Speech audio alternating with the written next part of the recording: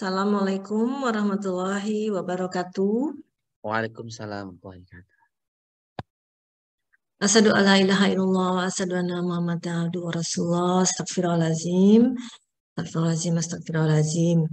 Selamat bergabung semuanya, para sahabat, saudara-saudara, di kajian Rabu spesial Ramadan kali ini, yang mana merupakan gabungan dari Majelis Pengajian Perancis, Perhimpunan Masyarakat Islam Indonesia di Perancis, dan Arauda, Dompet Duafa, dan juga Cordova.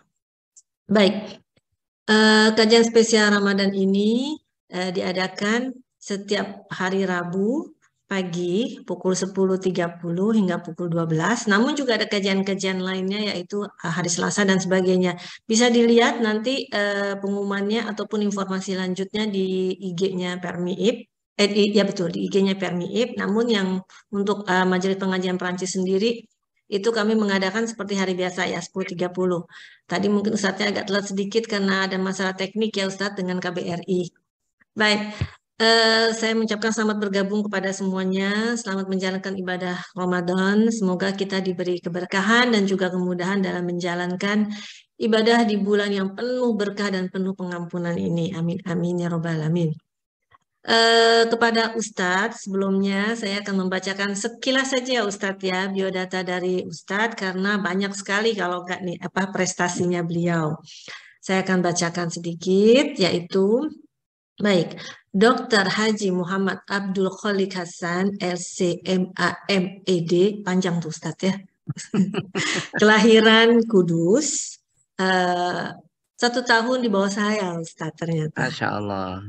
Beliau menyelesaikan pendidikan S1-nya di Ushuluddin Tafsir Universitas Al-Azhar Kairo, kemudian melanjutkan pendidikan S2 pengajaran bahasa Arab Institut Khartoum Liga Arab Sudan, dan terakhir beliau meraih S3-nya untuk jurusan Tafsir Al-Quran Al-Karim dan Islamic Science University Sudan. Masya Allah. Belum lama ini saya baru dapat berita Ustadz juga dari KBRI Sudan ya, Masya mengenai Allah. buka puasa di sana. Iya, Mungkin Ustadz betul. sedikit memori ya. Baik. Dan sejak tahun 2008 hingga kini beliau menjadi dosen tafsir ilmu Al-Quran IAIN Surakarta. Di Solo ya Ustadz ya? Ya, betul Insya Allah Bunda. nanti Juli saya mampir ke Solo Ustadz. Insya Siap, Allah kita bisa silaturahmi siap, siap. selain di Montpellier Harus, Ustadz nanti harus, ya. harus. Beliau juga hingga saat ini sebagai Ketua Komisi Fatwa MUI Surakarta. Masya Allah. Baik para sahabat, untuk menyingkat waktu, mari kita mendengarkan langsung kajian dari Ustadz Hasan. Waktunya 45 menit. Silakan Ustadz. Oke, baik. Assalamualaikum warahmatullahi wabarakatuh. Waalaikumsalam warahmatullahi wabarakatuh. Alhamdulillah, wassalatu wassalamu ala rasulillah wa ala alihi wa sahbihi wa mawalah. Wala hawla wala quwata illa billah. Rabbi shrah li sadri wa yassir li amri wahlul 'uqdatam min lisani yafqahu qawli. Raditu billahi rabba wa bil islami dina wa bi Muhammadin nabiyya wa rasula, amma ba'd. Yang saya hormati ibu-ibu pengajian pengajian Paris Bu namanya Bu ya. KM Prancis ya. Majelis Pengajian Prancis. Majelis Pengajian Prancis yang dirahmati Allah Subhanahu wa taala. Alhamdulillah, hanya dengan izin Allah lah kita dipertemukan ya di waktu yang insya Allah diberkahi Allah Subhanahu wa taala ini. Sungguh merupakan bentuk daripada cinta Allah jikalau seorang hamba itu diperkenankan, dimudahkan untuk melaksanakan amal kebaikan. Karena itulah kita berharap semoga perjumpaan ini menambah pundi-pundi amal ibadah kita kelak ketika kita menghadap Allah Subhanahu wa taala. Ibu-ibu yang dirahmati Allah Subhanahu wa taala, insyaallah 40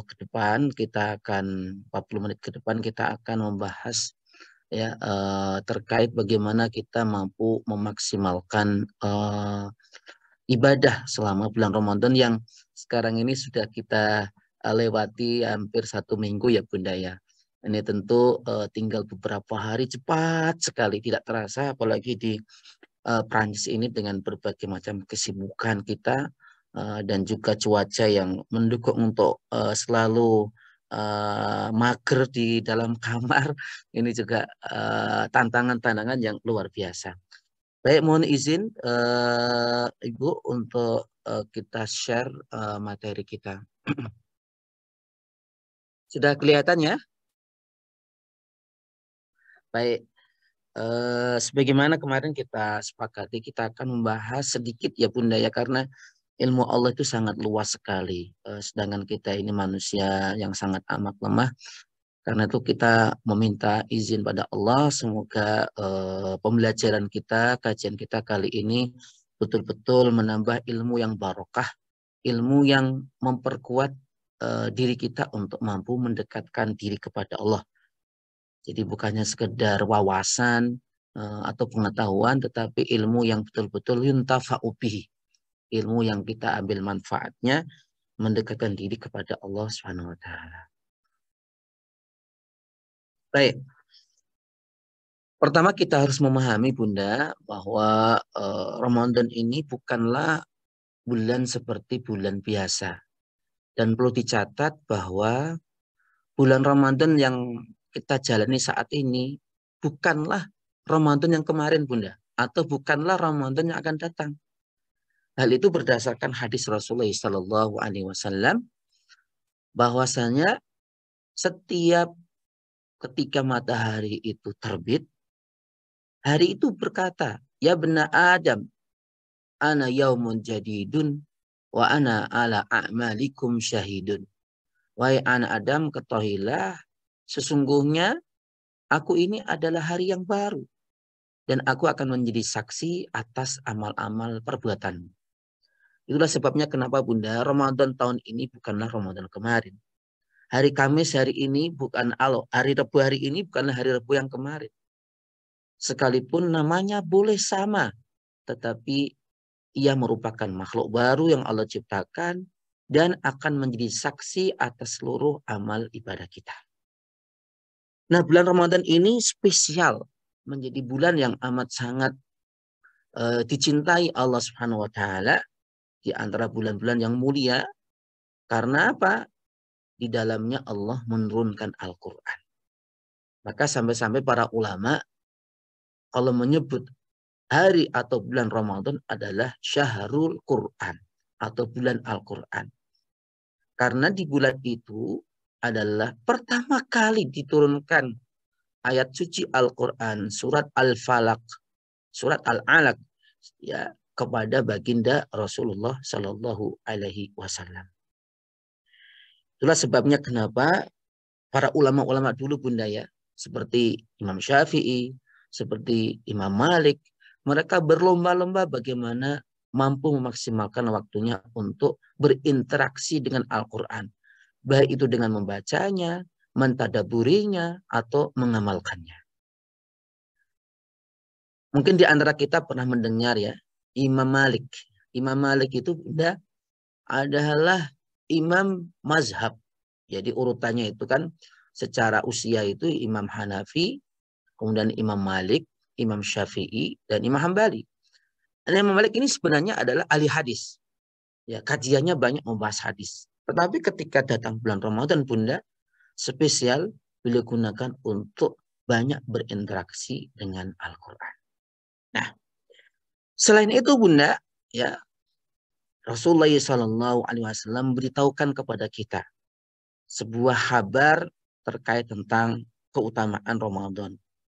Beliau mengatakan, telah datang kepadamu bulan Ramadan, bulan yang diberkahi. Allah wajibkan kepada kalian untuk berpuasa. Pada bulan-bulan itu atau pada bulan Ramadan itu dibukakan pintu-pintu surga. Nah, ini, Ustadz, yang dimaksud dibukakan pintu-pintu surga itu bagaimana? Para ulama menjelaskan bahwa yang dimaksud di situ Allah ya memudahkan orang Muslim, memudahkan hamba-hambanya untuk memperbanyak amal ibadah. Jadi dibuat kesempatan luas sekali. Ya, berbagai kebaikan-kebaikan itu Allah mudahkan. Dan itu kita rasakan ya. Bagaimana semangat kita untuk memperbanyak ibadah, kemudian membaca Al-Quran, tarawih, kemudian kajian. Ini semuanya adalah bentuk ya daripada gambaran bagaimana Allah membukakan pintu-pintu surga.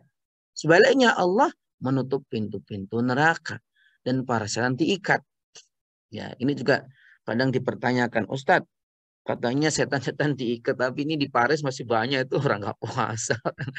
Nah, ini adalah merupakan gambaran bahwa yang menjadikan manusia jahat itu bukan hanya setan. Setannya bisa jadi diikat, tapi manusia sendiri jadi setan. Nah, inilah yang menjadikan kenapa Allah SWT memberikan gambaran bagaimana pertolongan Allah itu hanya diberikan kepada orang-orang yang mukmin. Juga di dalamnya ada, Masya Allah ini yang kita nanti Bunda ya, selama kita Ramadan itu berdoa terus, ya Allah mudahkanlah kami untuk bisa ya menegakkan ibadah di malam, yang mana malam itu lebih baik daripada 1000 bulan, yaitu malam Lailatul Qadar. Nah, ini yang kita inginkan. Ya, maka kenapa Rasulullah SAW mengingatkan sebagai bentuk peringatan kepada kita semuanya.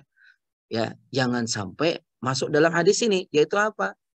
Rugilah orang yang sampai kepadanya bulan Ramadan, tetapi ia tidak mendapatkan ampunan apapun dari Allah Subhanahu wa Ta'ala. Nah, selain itu Bunda, ya ada pintu surga ini disebut dengan Ar-Rayyan. Jadi Ar-Rayyan ini pintu surga yang hanya dibuka kepada mereka yang gemar berpuasa. Ya, tentu yang paling utama adalah menjalankan ibadah puasa Ramadan. Jadi orang itu ya nanti di depan pintu surga itu kan macam-macam pintu surga itu. Ya, ada orang lewat ini lewat ini. Jadi ada pintu khusus itu ya digambarkan oleh Rasulullah SAW sebagai Ar-Rayyan. Ya, Ar-Rayyan ya menyegarkan. Kenapa? Karena ketika di dunia orang-orang yang berpuasa ini dahaga, menahan lapar dan sebagainya, maka balasannya Allah bukakan pintu Ar-Rayyan. Dan di samping itu banyak sekali ya ditingkatkan amal-amal kebaikan kita, dihapuskan dosa-dosa kita. Dan ternyata Bunda, sebagaimana dikatakan dalam hadis, Rasulullah SAW bersabda, setiap amal yang dilakukan anak Adam, ya untuknya Allah Subhanahu Wa Taala memberikan satu kebaikan dibalas berapa Bunda? 10 lipatannya.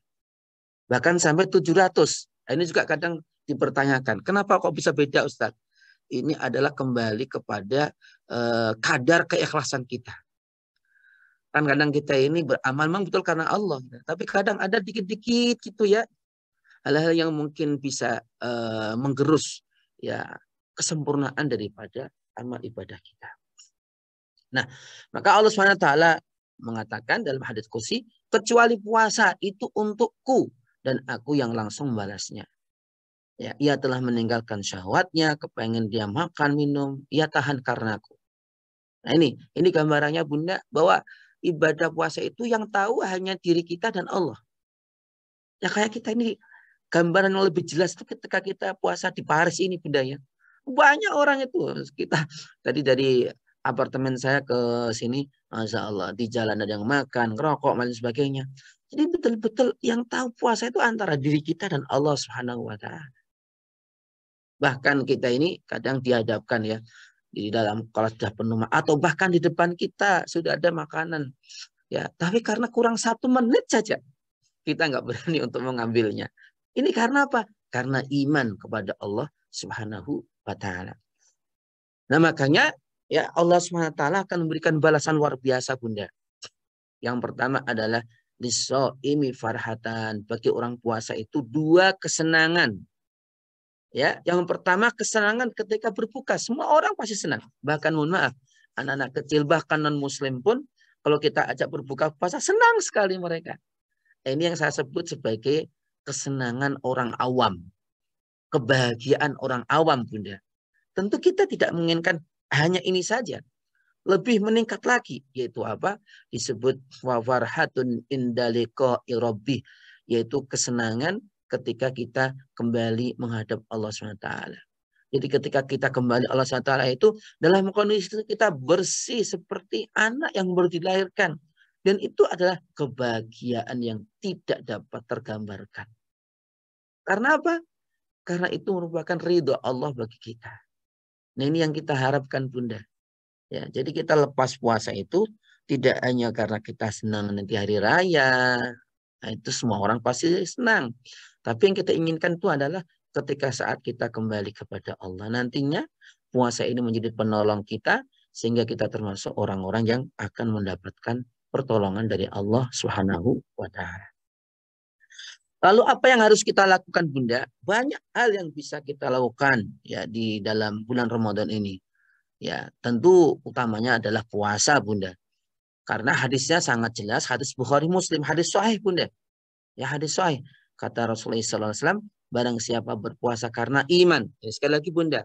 Jadi yang mendorong kita puasa itu bukan karena orang, bukan karena siapapun, tapi memang karena Allah. Iman kita kepada Allah SWT. Di iman.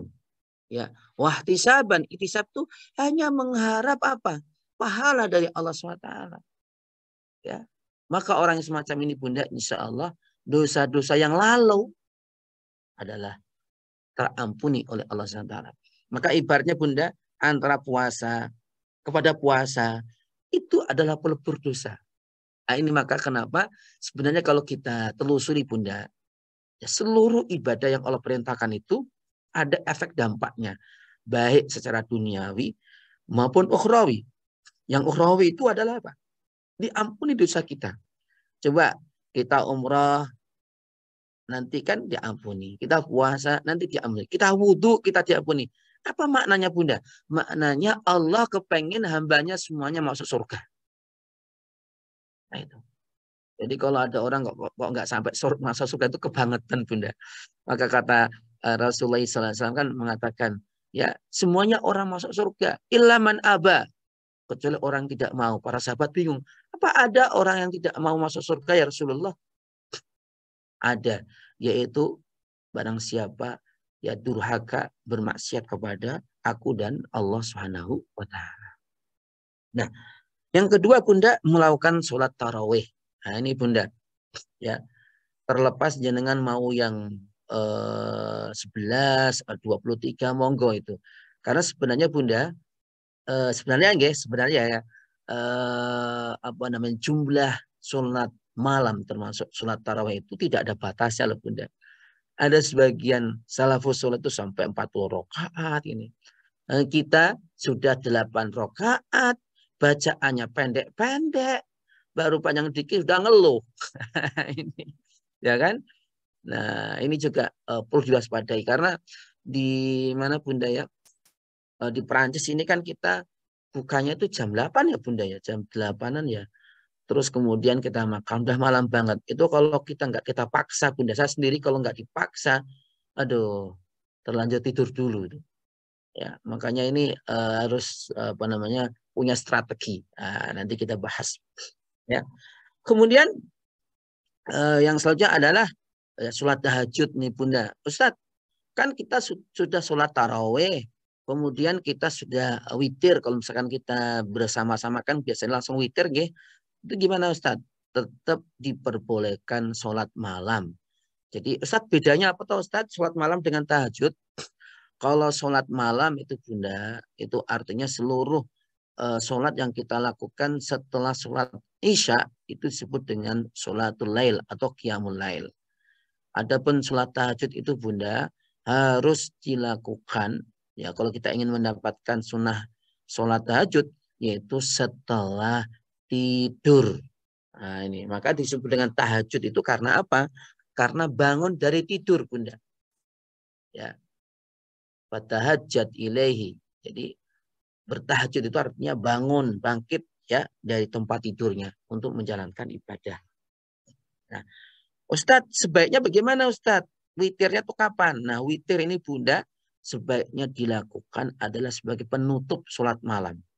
Kata Rasulullah SAW, ija'alu akhira sholatikum witra. Jadi jadikanlah akhir daripada sholat kita, sholat malam itu Bunda, penutupnya tuh witir. Witir itu artinya adalah sholat ganjil.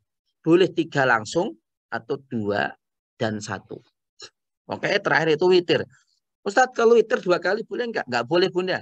Itu namanya enggak jadi witir, tapi syafa'. Syafa' itu adalah genap. Ya, witir itu akhirnya terakhir sholat kita itu dihitung jumlah semuanya itu adalah ganjil. Nah, kemudian melakukan sholat dan ibadah di malam Lailatul Qadar. Ini Bunda, khusus Lailatul Qadar ini ya, para ulama merujuk kepada hadis Rasulullah itu adalah 10 terakhir. Kalau kita mau agak detail sedikit adalah di malam-malam ganjil. Kalau kita mau lebih detail lagi Bunda, adalah malam 27 Bunda. Itu pendapat paling banyak ulama menyebutkannya.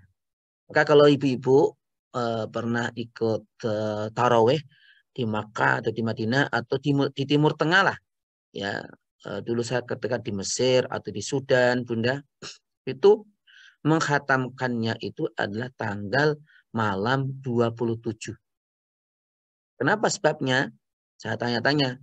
Karena malam itulah para ulama menyebutkan yang paling banyak disebut dengan malam Lailatul Qadar. Ya, Ustadz, kenapa disebut malam Lailatul Qadar? Di samping maknanya malam Lailatul Qadar, Al-Qadar itu artinya agung, ya, karena begitu banyak keberkahannya Allah SWT. Bayangkan Bunda, kalau kita hitung-hitung 1000 bulan itu kan kurang lebih 83 tahun. Umur kita saja itu jarang yang sampai ke situ. Karena Rasulullah memberikan range atau batas umur umat Muhammad itu Bunda antara sitin, antara 60 sampai 70. Adapun lebih dari itu tidak banyak. Ya. Maka dengan fasilitas yang Allah berikan ini Bunda, ya, diberikan kemudahan di malam itu, maka perbanyaklah amal ibadah. Ustadz, apakah harus di masjid? Tidak. Di rumah boleh. Ya. Yang penting kita niat ibadah. Bahkan tidur aja Bunda. Ya Allah, aku tidur nih, saya niatin nanti supaya bisa bangun sholat malam. Tidur dapat pahala. Ya kan? Jadi jangan sampai kita memahami ibadah itu harus sholat, zakat, enggak, banyak amal ibadah.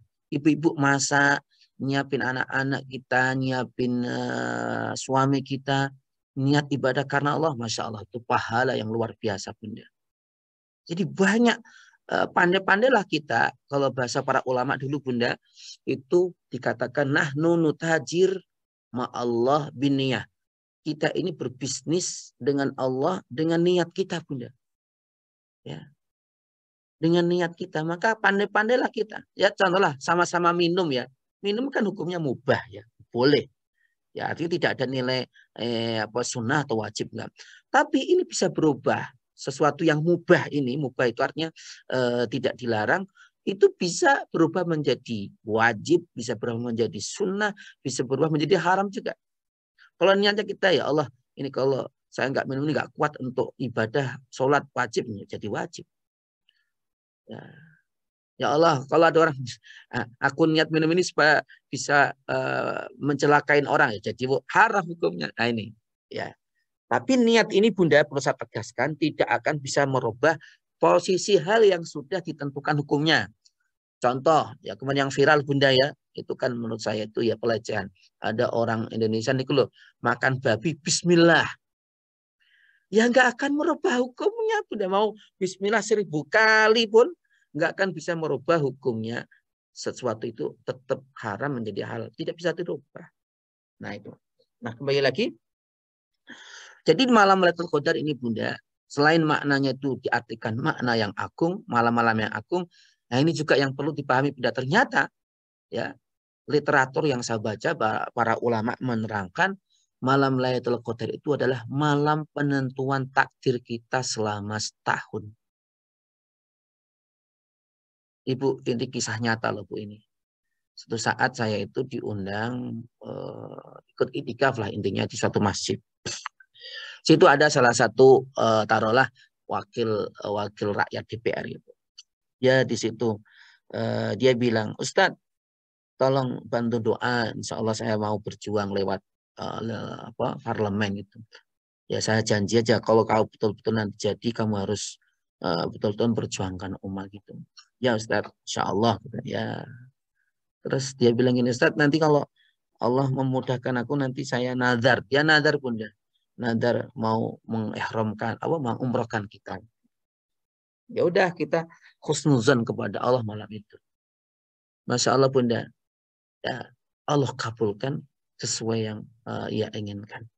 Artinya apa Bunda? Malam-malam seperti itu jangan pernah kita lewatkan. Dan jangan pernah kita malas untuk berdoa. Perhatikan Bunda, orang yang sudah malas berdoa itu artinya apa? Doanya tidak dikabulkan. Sebagaimana orang yang sudah malas untuk beristighfar, minta ampun sama Allah, itu artinya dosa-dosanya tidak diampuni oleh Allah. Maka sering saya katakan doa itu Bunda akan ya bergerak sesuai arahnya. Nanti Allah lah yang menyempurnakan usaha-usaha kita. Yakinlah Bunda. Jadi kalau kita sekarang mungkin lagi ada sesuatu masalah, ini kesempatan kita di bulan Ramadan ini Bunda. Kita susun proposal terbaik kita selama 1 tahun ini atau kedepannya kita ajukan kepada Allah Subhanahu Wa Taala. Ya. Dan Allah itu Maha mendengar kita. Sering saya katakan Bunda dan para ulama mengatakan, jadi doa itu Bunda, doa itu pasti ada manfaatnya. Pertama, kalau tidak dikabulkan sesuai, pertama adalah dikabulkan sesuai dengan apa yang kita minta. Nah, Allah kabulkan. Kedua, kalau nggak dikabulkan sesuai dengan yang diminta, Allah alihkan Bunda. Untuk apa? Menghindarkan kita dari musibah yang seharusnya mengenai kita. Ini kemarin Bunda saya diundang salah satu ibu-ibu di Paris ini untuk buka puasa kita sharing. Terus dia cerita Bunda. Dia ketika dia pulang ke Indonesia itu Bunda, nengok rumahnya itu hanya jarak 5 cm Bunda, 5 cm deket banget itu. Hampir dia di pelatuk ular berbisa Bunda. Terus dilihat oleh temannya, kemudian dia didorong gitu. Dia ngomong, Ustadz, ini bisa jadi adalah doa-doa saya Bunda, Ustadz, yang mungkin nggak dikabulkan tapi dialihkan ke sini. Oh iya Bunda, memang seperti itu. Maka jangan sampai pernah kita malas doa. Doainlah anak-anak kita, cucu-cucu kita. Jadi kalau kita doa itu jangan hanya diri kita, dunia kita. Enggak. Dunia itu amat sangat terbatas Bunda. Kalaupun Allah kabulkan kita dunia ini, enggak akan pernah kita puas. Kalaupun kita puas, tidak akan pernah itu kekal abadi. Maka jangan sampai kita tertipu dengan ya tipuan dunia ini. Bukan berarti dunia enggak penting. Penting banget Bunda. Untuk menuju kita ke akhirat. Yang ketiga Bunda adalah Allah simpan. Ya, doa itu Allah simpan sebagai tabungan kita di akhirat. Dan ini akan kekal. Maka para ulama kalau disuruh milih Bunda, milih yang ketiga. Nah kita, saya, ya ibu-ibu kan milih yang pertama ya Bunda ya. Dikabulkan sesuai apa yang kita minta. Padahal Bunda ingat ya, di Quran itu Bunda dalam surah Al-Baqarah dikatakan wa asa an takrahu syai'a wa khairul lakum wa asa an tuhibbu syai'a wa syarrul lakum. Bisa jadi kamu ingin sesuatu. Ya. Ingin banget, senang banget.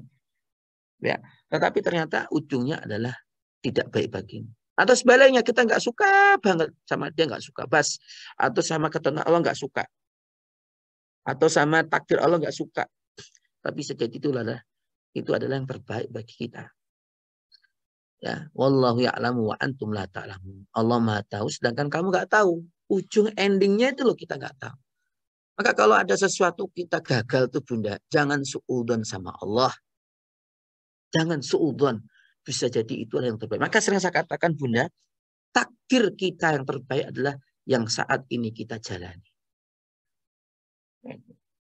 Kemudian Bunda, yang berikutnya adalah memperbanyak istighfar. Ya. Karena apa Bunda? Rasulullah sendiri ajalah orang yang telah dijamin masuk surga Bunda. Ya, enggak punya dosa. Beliau selalu beristighfar.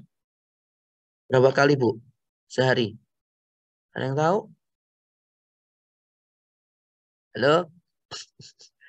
Rasulullah itu minimal 100, Bunda. 100 Ustaz? Iya 100 betul Bunda. Sebagian riwayat mengatakan 70. Tapi itu artinya adalah Rasulullah ya selalu memperbanyak istighfar. Ustaz, istighfar yang paling mudah itu gimana? Istighfar paling mudah adalah astagfirullah. Astagfirullah. Tapi istighfar kita ini Bunda harus ya antara mulut dengan hati nyambung. Bukan hanya mohon maaf, bukan hanya mulut saja.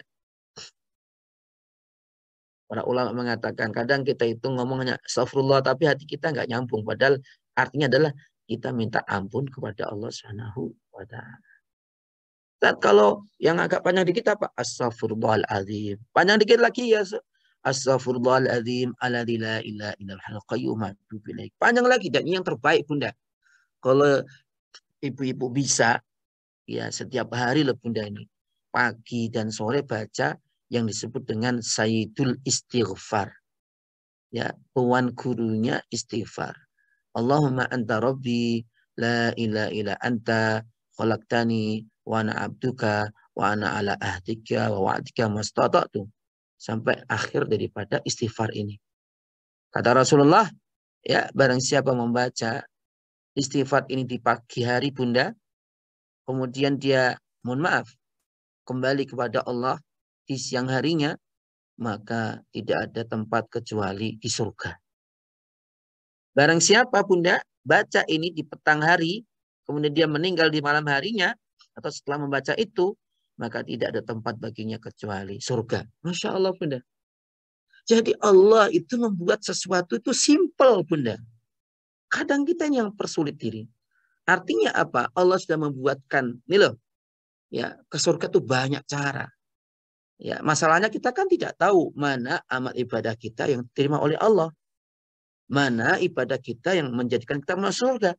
Bisa jadi ya ibu ya menuntun orang, menyeberangkan orang, nyebrangin jalan, hanya itu saja kita ikhlas karena Allah terima, itu menjadi penyebab kita masuk surga. Bisa jadi Bunda.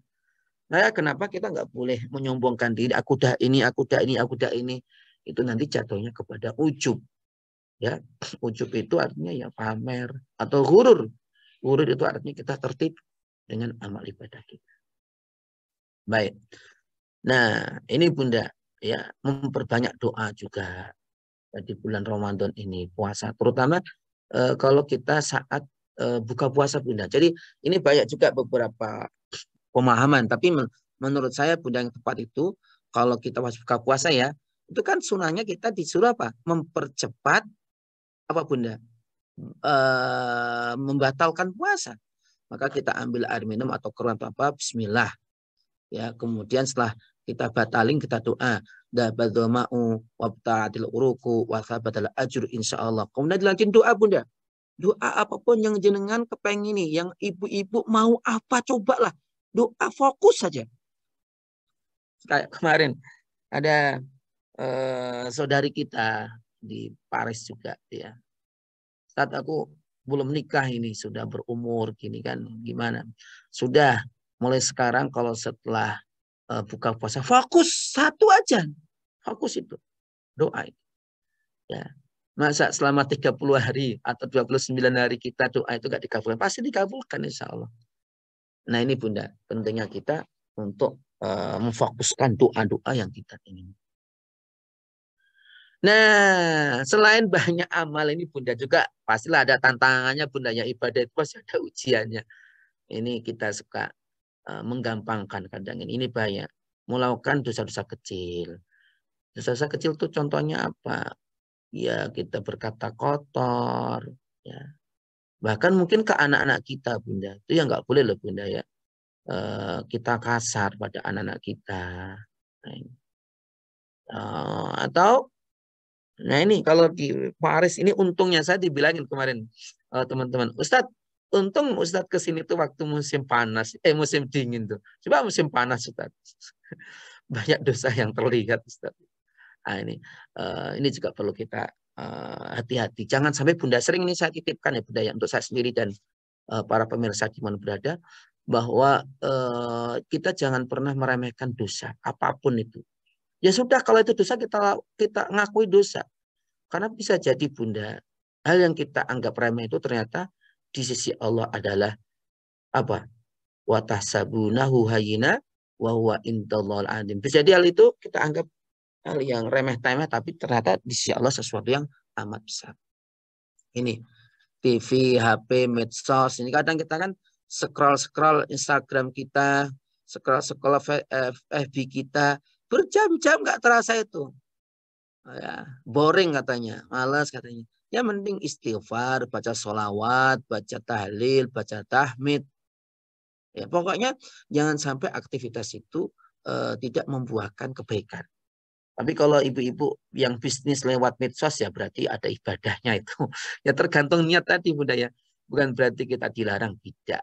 Ya sama sekali tidak ada larangan di situ. Ya sesuai dengan tadi niatan kita. Nah, ini juga kita hindarkan berlebihan dalam buka. Terutama dalam buka ya Bunda ya, Masya Allah. 10 macam makanan itu loh. Akhirnya kita, ya mohon maaf, sholat tarawih itu apalagi udah jam 10, tarawihnya ngantuk banget itu. Enggak tahu kalau ibu-ibu udah terbiasa di sini ya. Saya perasa banget itu. Jam-jam 10, 11 kok ya Allah. Udah mulai ngantuk banget itu. Nah ini berlebihan tidur, terutama tidur siang. Ini juga nggak benar Bunda ya. Ada orang ngomong, Ustaz katanya tidur itu ibadah. Oh, hadisnya hadis palsu itu Bunda. Nggak benar. Ya, kalaupun jadi ibadah itu kalau diniati nanti malam mau sholat atau daripada dia berbuat yang nggak ada manfaatnya, mending ini. Nah, itu. Nah ini juga jangan sampai kita merasa puas. Sering tahu Bunda kita itu merasa udah banyak ibadah, udah banyak amal. Tadi akhirnya jatuh kepada tertipu dengan diri kita. Nah ini jelas ya, buka sahur, apapun dari yang halal ini harus dijaga. Jangan sampai tidak halal. Nah kalau di Paris ini Bunda perlu hati-hati. Saya diberitahu beberapa teman itu ada apa room-roomnya itu kalau di set itu. Nah, ini perlu kita hati-hati. Ya jangan kita udah capek-capek, ternyata nanti ibadah kita sia-sia. Nah, ini kan sangat rugi kita. Nah, sunah-sunah puasa saya kira sudah tahu Bunda. Sekilas saja untuk menambah ingatan kita. Menyegerakan berpuasa. Tapi udah yakin waktunya ya Bunda ya. Sini kan nggak ada azan. Jadi kita harus yakin betul lihat standar kita di sini apa itu. Berbuka dengan rutab. Rutab itu kurma muda ternyata Bunda. Kalau nggak ada ya kurma lah. Atau nggak ada yang manis-manis. Kemudian berdoa tadi ya. Ini bukan sebelumnya tapi saat kita berbuka, mengakhirkan sahur, memperbanyak sedekah. Ini Bunda Rasulullah itu Bunda terkait sedekah itu kalau datang bulan Ramadan itu karyahin mursalah. Jadi Rasulullah itu karyahin mursalah. Jadi saking cepatnya beliau memberikan, membagikan apa yang dia miliki, beliau miliki Bunda, itu digambarkan seperti angin yang menghembus. Ini begitu luar biasa. Maka kalau kita ada apa nggih? Kalau ada harta ya kita usahakan bisa untuk berbagi iftar.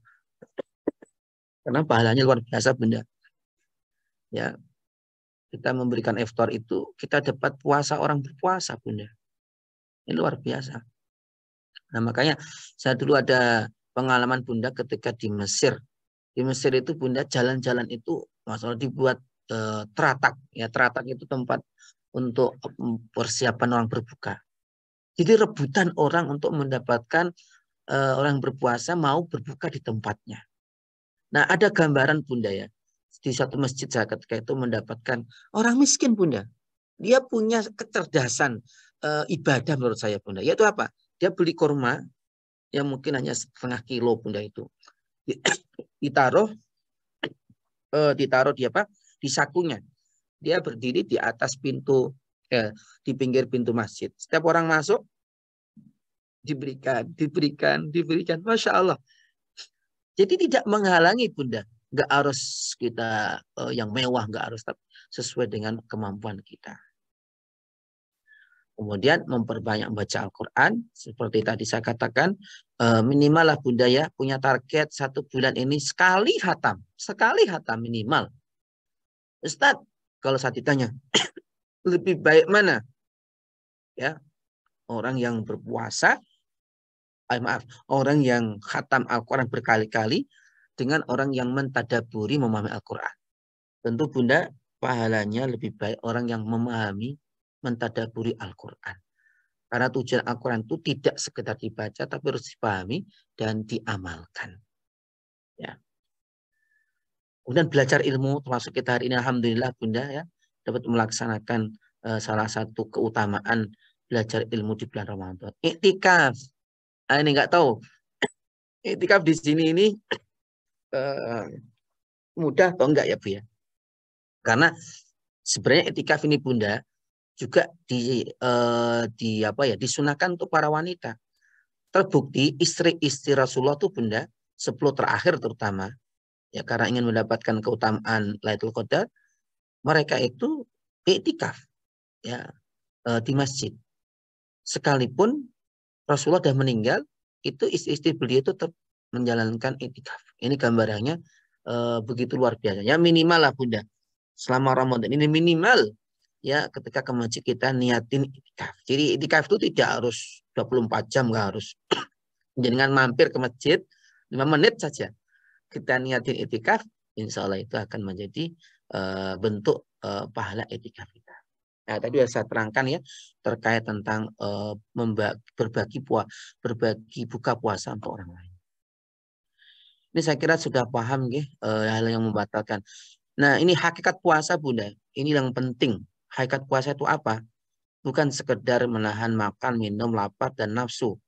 Tetapi kita harus mampu juga menahan puasa mulut, puasa pandangan mata, hati. Aduh, ini gak mudah loh Bunda ini.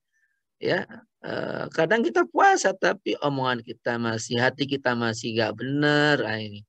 Maka kata Rasulullah, barang siapa tidak mampu meninggalkan perkataan dan perbuatan bohong, maka Allah pun tidak sudi untuk membalas atas kelaparan dan dagang. Jadi ada orang itu Bunda, dia puasa, tapi kelak nanti di akhirat, dia tidak dapat sedikit pun pahala. Ini kan naudzubillah. Karena apa? Dia masih omongannya bohong, omongannya kasar, ya berbuat zalim, ya, ya memutuskan hubungan silaturahmi dengan saudara-saudaranya, keluarganya. Nah, ini juga menjadi catatan naudzubillah jangan sampai kita termasuk di dalamnya. Maka ulama-ulama dulu ada mengistilahkan puasa hati. Jadi hati itu harus dijauhkan dari takabur, ujub, penyakit hati, suudzon, hasad, iri, dengki. Itu harus dihilangin Bunda. Ini semua penyakit hati. Masa penyakit kok kita simpan dalam hati kita? Ini kan tidak benar. Ya, kemudian puasa lidah. Artinya kita menjaga jangan sampai kita menyakiti orang. Puasa mata, telinga gak puasa, perut apalagi dah jelas ya. Nah, kemudian Bunda kita harus punya target. Nah ini tadi saya katakan ya, khatamannya berapa kali minimal, zikirnya berapa kali, aktivitas sosialnya apa saja, pengembangan diri. Pengembangan diri itu artinya apa? Tambah ilmu Bunda. Jadi Ramadan itu harus tambah ilmu. Ada hal yang belum tahu, kita pelajari, tanya Ustadz. Dan zaman sekarang ini Masya Allah Bunda ya, Allah itu sudah menyebarkan ilmu dengan berbagai macam cara. Sehingga nanti di akhirat itu Bunda tidak ada alasan. Ya Allah aku nggak tahu. Kamu aja saya nggak mau tahu. Nah ini jadi masalah Bunda. Kan banyak orang alasannya gitu. Saya nggak tahu kok. Loh bagaimana nggak tahu? Ulama-ulama sudah menyebar di YouTube, di Facebook, dan sebagainya. Nah kemudian menjaga hati. Bikin jadwal nih langkah-langkah yang harus kita lakukan. Baik Bunda, saya kira cukup sekian ya. Nanti kita buka sesi sharing dan tanya jawab. Terima kasih. Alhamdulillahirrahmanirrahim. Jazakallah khairan Ustadz Hasan. Alhamdulillah atas kajiannya tadi. Walaupun mungkin sudah ada beberapa orang yang mungkin sudah tahu mengenai ilmu tentang ibadah puasa, namun tetap saja ada ilmu baru yang kita dapatkan lagi ya Ustadz Hasan tadi ya. Alhamdulillah. Iya. Alhamdulillah, saya juga jadi lebih bersemangat untuk memperbaiki diri nih. Mudah-mudahan yang lain juga sama ya, karena ternyata memang bulan Ramadan itu banyak sekali ya Ustadz ya yang bisa kita lakukan ya Ustadz tadi. Hal-hal yang kecil ya Ustadz ya, tapi memang yang paling susah tadi kata Ustadz yang menjaga hati itu ya Ustadz ya. Berbuat baik menjaga hati. Sama ya Ustadz kalau di Perancis juga ya tadi itu Ustadz. Kalau kita mungkin, alhamdulillah mungkin sudah banyak yang sudah biasa ya. Kalau keluar rumah, anak-anak saya juga termasuk. Kalau keluar rumah lihat orang makan udah gak lapar lagi. Katanya sih begitu. Bahkan anak saya yang nomor 2 ini, Ustadz, dia itu hari ini olahraga. Nanti sorenya dia tenis. Tapi dia udah biasa Ustadz puasa. Jadi dia Oh, tetap puasa gitu. Masya Walaupun dia Allah. olahraganya 2 kali. Karena udah terlatih mungkin ya dari kecil seperti itu. Insya Allah Luar biasa. mudah-mudahan Karena kita juga seperti itu. Baik Ustadz, Amin. sebelum tanya jawab, kita dengarkan dulu Ustadz, kita punya tradisi nih. Tradisi kita yaitu pantun dari sahabat kita Mbak Oh, Berta. Masya Allah. Silakan Mbak Berta. Ya. Assalamualaikum warahmatullahi wabarakatuh. Waalaikumsalam. Wabarakatuh. Kajian sedikit telat tak apa-apa. Yang hadir bunda-bunda rumah tangga. Ustadz Halik Hasan Dompet Duafa di kajian Ramadan 2023. Demo di Paris sedang berlaku. Banyak jalan diblokir di buntu. Ibadah maksimal mesti berlaku. Ustadz uraikan cara-cara yang jitu. Petugas keamanan bahu-membahu. Semoga kerusuhan segera berlalu. Umur manusia Allah lah yang tahu. Ibadah terbaik lakukan selalu. Pendemo Perancis berunjuk rasa, menuntut banyak hal untuk berbenah. Kadang ibadah harus dipaksa, ibadah wajib maupun sunnah. Masyarakat yang pilih duduk di rumah, semoga tidak kenapa-napa. Bulan suci yang bertabur hikmah, Lailatul Qadar semoga berjumpa. Hujani jalanan dengan batu bata, tiada takut bahkan sambil tertawa. Menjaga sikap dan tutur kata, mensucikan fisik, hati, dan jiwa. Suasana Paris kini berbeda, tanpa fashion show, foto bergaya. Pahala ibadahnya dilipat ganda, setan pun terbelenggu tiada daya. Prancis membuat orang terpesona, menaranya tinggi bak Burj Khalifa. Perbanyak tilawah, pahami makna, perbanyak sedekah pada duafa. Peringatan imsak dari toa-toa membuat kaget kopi pun tumpah. Bulan dihapus, dosa dihapus, doa dikabul. Bulan dihapusnya dan doa dikabul. Allah curahkan pahala berlimpah. Jalani puasa dengan sukacita, haus lapar tak akan terasa. Semoga Allah terima ibadah kita. Ramadan terbaik sepanjang masa. Wassalamualaikum warahmatullahi wabarakatuh. Luar biasa, Masya Allah, tabarakallah. Ini saya nggak bisa jawab loh, Bu. Hanya mendoakan Waalaikumsalam. barakallahu fikum. Mbak Berta itu kalau bikin puasa itu instan Ustaz. Jadi mendengarkan kajian sambil bikin. Luar biasa ya, Bu ya. Bikin Barakallah. ini Ustaz. Bikinnya itu tadi sambil mendengar Ustaz gitu Ustaz. Iya, baik. Luar biasa. Amin Ustaz. Sahabat, kita masuk ke dalam sesi tanya jawab nih sambil menunggu pertanyaan. Silakan ya. Tanya jawab nanti ini sifatnya bebas ya, tidak hanya terkait masalah ini, tapi apapun yang mungkin kita bisa sharing, kita sharing Bunda. Terima kasih. Baik, silakan yang ingin bertanya sambil menunggu pertanyaan. Ustaz, saya ingin bertanya. Ya. Ada ketupat, ada kedondong. Ustadz mau tanya dong. Oh, boleh. Ada yang bertanya ini siapa tadi ya?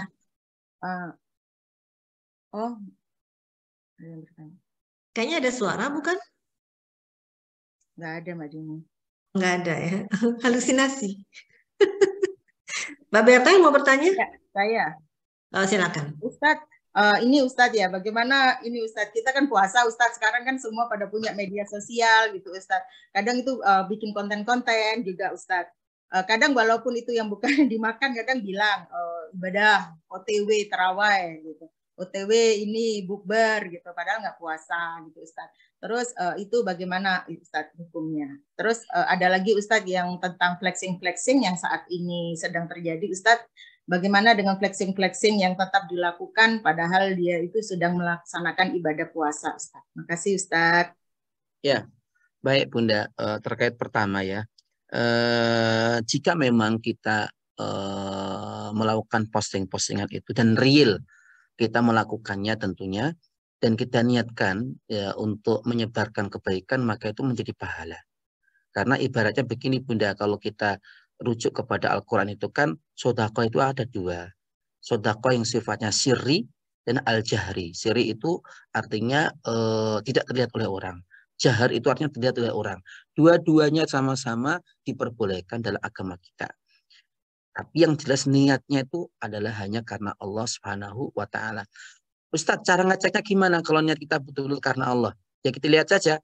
Kalau ada yang komen, ada like, kita merasa senang. atau enggak. Kan kadang kita itu kalau di like atau dislike nggak suka. Ini berarti ada masalah dengan hati kita. Maka kita noting tulus saja. Mau di like, mau di apa, terserah. Karena kita niatnya hanya mencari ridho Allah Subhanahu wa Ta'ala. Itu yang pertama. Yang kedua, jika dia tidak melakukannya tapi terlihat dia seakan-akan menampilkan dia melihatkan amal ibadahnya itu namanya kebohongan, Bunda. Dia melakukan namanya hoak kan itu. Artinya melakukan sesuatu yang tidak dilakukan.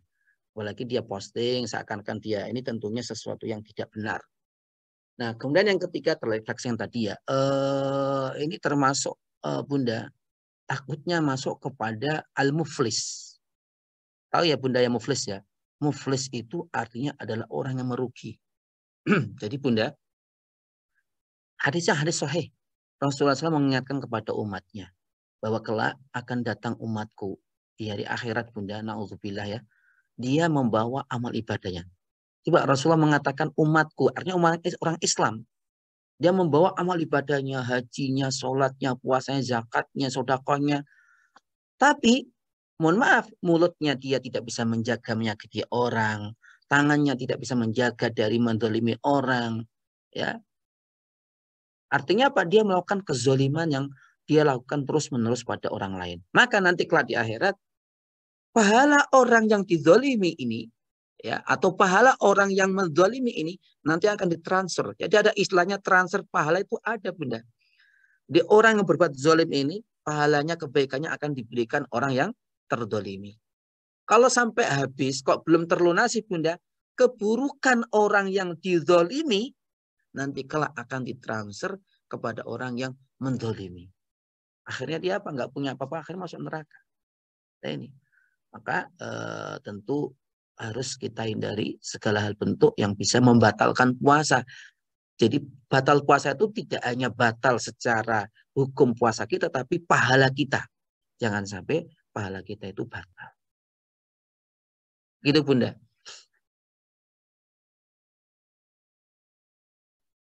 Jelas Gimana ya? Mbak Berta? Sudah cukup ya? Ya, makasih Ustadz. Baik. Kayak bank ya Ustadz ya, transferan Iya, Ustadz ya. ada Bunda. Jadi memang kalau sebaiknya kita dijolimi, Ustadz ya, kita tahu tadi gosipin, baik diam aja gitu Ustadz ya. Iya, itu pun sudah artinya kayak model-model kayak gitu Bunda. Sudah ada di zaman Rasulullah. Maka Rasulullah memberikan tips apa katanya? Ini soim, ini soim. Jadi aku puasa. Jadi hati kita tata lagi. Aku puasa, aku puasa, aku puasa. Tujuannya apa? Jangan sampai kita terbawa oleh energi negatifnya. Kan kadang kita terbawa emosi kita itu. Maka kita aku puasa. Ini soim, ini soim, ini soim. Ya itu. Nggak boleh juga mendoakan yang jelek ya Ustadz. Oh, jangan Bunda. Kebaikan itu Bunda, kalau kita lakukan akan kembali ke kita sendiri. Begitu pula keburukan. Apa manfaatnya kita mendoakan keburukan Bunda? Nggak ada manfaatnya. Nggak ada manfaatnya Bunda. Nah, Baik. Soalnya kan ada istilah doa orang terzolimi dikabulkan gitu katanya Ustadz ya kan. betul Bunda. Tapi kan kita juga diajari oleh Allah dan Rasulnya untuk berdoa yang baik-baik. Karena taruhlah dia berbuat buruk, kita doain aja ya Allah berikannya dia petunjuk. Akhirnya dia petunjuk dari orang baik. Kita berpahala kita.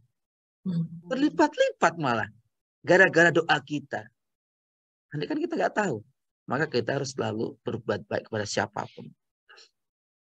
Walaupun tentunya tidak mudah ini, Bunda, perlu proses, nata hati lagi. Jadi namanya perlu latihan. Kalau ngomong gini gampang, tapi prakteknya itu loh perlu latihan, perlu kita emang kita ini kan udah berumur, masa ya kayak anak kecil lagi kita sensi terlalu. Nah, udah kita harus melatih untuk membahagiakan diri kita dengan kita bisa mensyukuri apapun yang terjadi. Baik Ustadz, Masya Allah, jazakallah khairan. Baik, pertanyaan berikutnya Ustadz datang dari sahabat kita di Hong Kong Ustadz, karena yang MPP ini yang ikut bukan hanya di Prancis. Masya Allah. Yang tadi Mbak Berta itu bukan di Prancis tinggalnya Ustadz, tapi di Makedonia. Makedonia. Iya. Di sana ada Ustadz dari Dupa Du'afat juga toh? Di Yunani yang ada. Oh. Kirim ke sini Ustadz. Oh iya. Ustadz Fauji udah ngasih tahu saya di Yunani, dekat tetangga saya. Oh tetangga, Masya Allah. Ahlan wa sahlan. Iya, dari Silakan Bu. mana-mana Ustadz. Dari Oh, Zambia, Masya Allah. dari London, dari mana-mana Alhamdulillah. Ustadz. Alhamdulillah. Alhamdulillah ya. Baik, saya sampaikan pertanyaannya. Bagaimana, mungkin ini maksudnya hukumnya ya. Hukumnya di saat pas azan maghrib di Hong Kong. Ini dari Hong Kong, sahabat kita, pas jam saya masak. Jadi setelah saya minum, nabes membatalkan puasa, saya berdoa sambil masak, berdiri gitu, sambil oseng sayur, Oseng-oseng. sambil doa. Gimana nih, Ustaz? Ya, betul Bunda, nggak apa-apa. Yang penting konsentrasi. Artinya doa itu betul. Gini, karena ada hadisnya Bunda. Ada hadisnya Rasulullah SAW. Innallaha la yakbalu doa min qalbin lahin. Jadi Allah SWT tidak akan menerima doa dari hati yang kosong. Jadi yang penting konsentrasi. Pernah tahu Bunda ada sebuah kisah ya. Ini kisah nyata. Tahu ya Imam Sudes ya. Imam Sudes, Imam Masjidil Haram itu. Beliau itu waktu kecil tuh ya nggak jauh-jauh beda dengan anak-anak kita lah gitu. Artinya ya usil kadang gitu ya.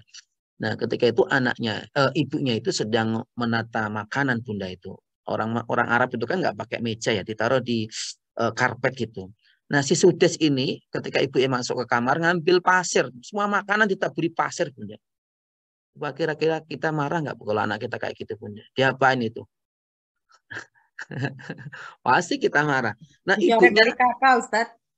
ibunya Sudes marah nggak? Marah. Tapi marahnya itu dialihkan kepada energi yang positif Bunda. Dia bilang gini, ini kisahnya tadi, kisahkan oleh beliau sendiri Bunda. Ibunya mengatakan, kalau orang Jawa, minggat kamu, pergi kamu sana. Jadi Imam Masjidil Haram. Jadi kita marah-marah Bunda, pergi sana jadi presiden gitu.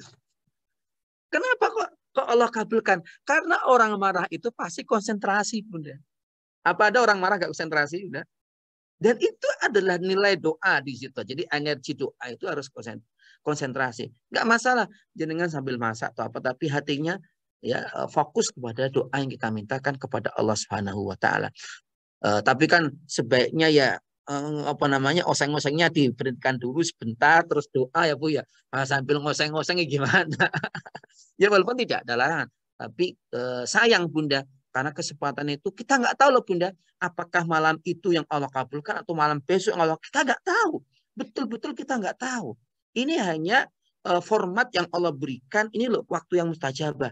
Tapi kehadiran hati kita, ya kekhusyuan hati kita, rahmat Allah kemudian menangkapnya, itulah yang menjadi terkabulnya doa kita. Wallahu a'lam.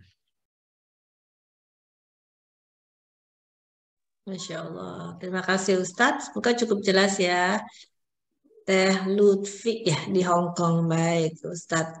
Mungkin ada pertanyaan lainnya. Silahkan kalau ada yang mau bertanya secara langsung juga. Ustadz, saya mau bertanya. Ya. Dari Kasmi di Hong Kong juga. Masya dari Allah. Hong Kong juga. Masya Allah. Silakan Teh Kasmi. Assalamualaikum warahmatullahi wabarakatuh untuk Ustadz dan semuanya. Terima kasih ilmunya hari ini. Ya. Ini materi yang Ustadz sampaikan ini adalah pertanyaan saya yang dari kemarin-kemarin itu berputar-putar.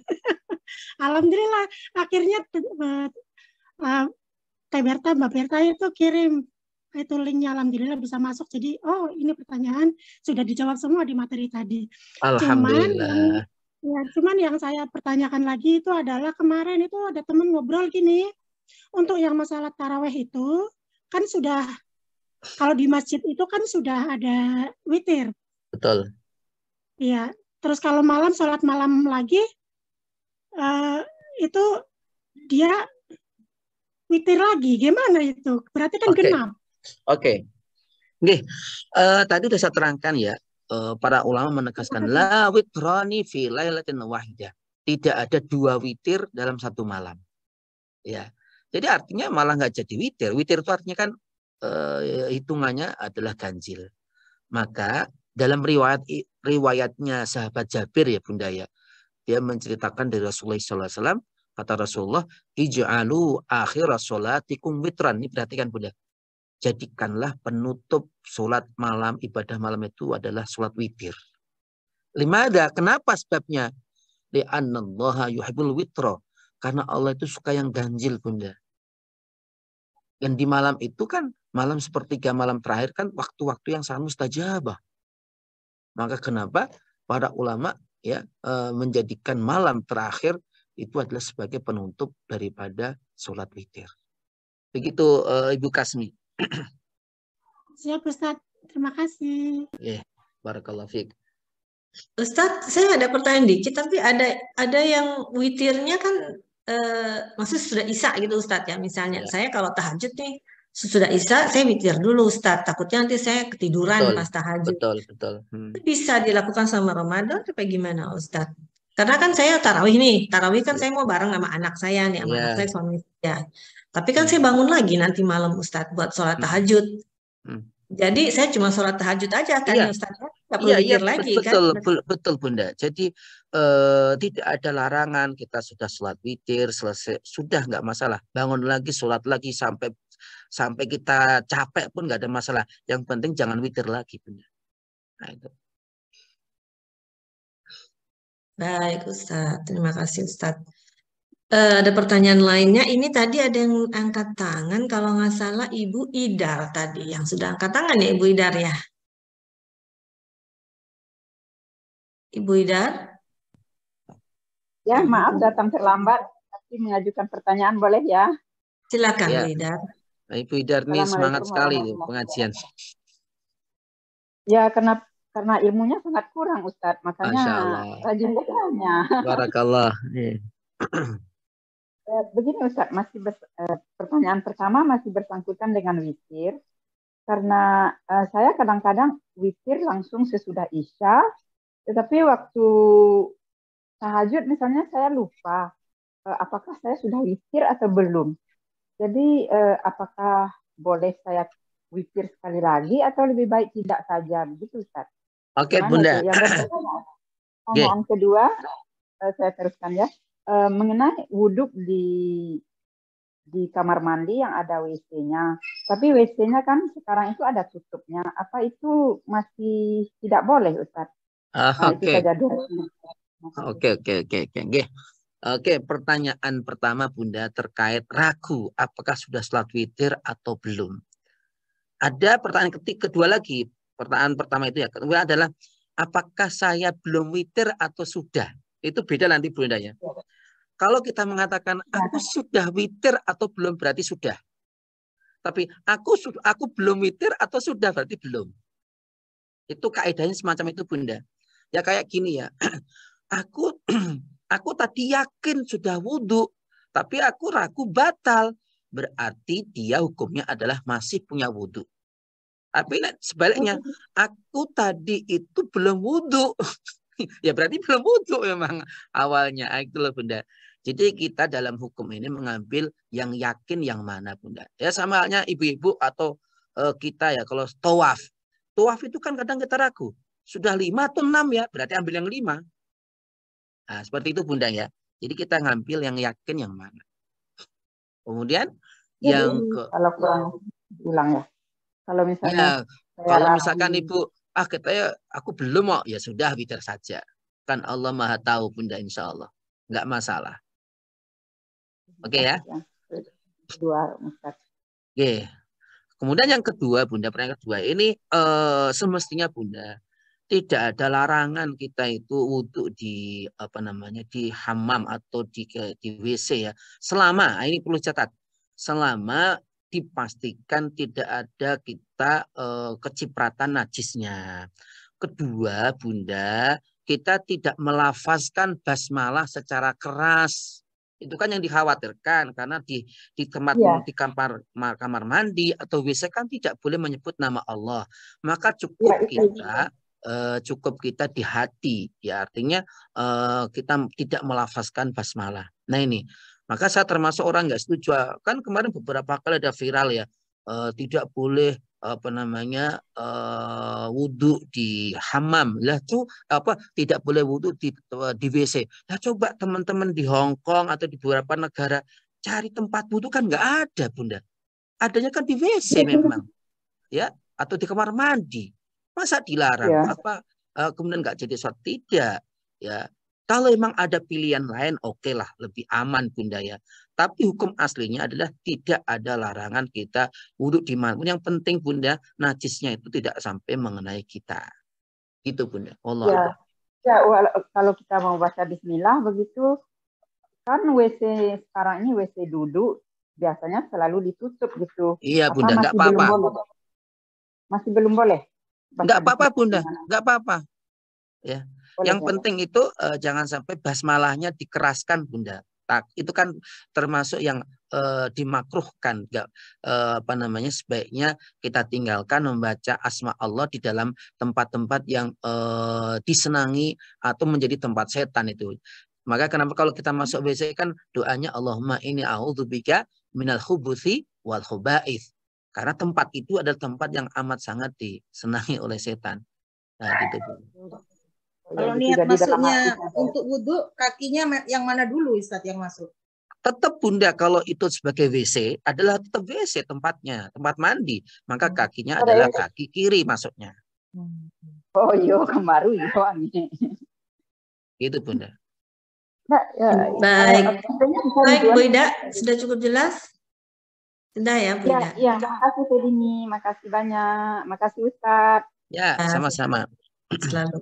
Baik, Ustadz, ini ada pertanyaan berikutnya datang dari Teh Dena. Nah, kalau Teh Dena ini tinggalnya di Perancis.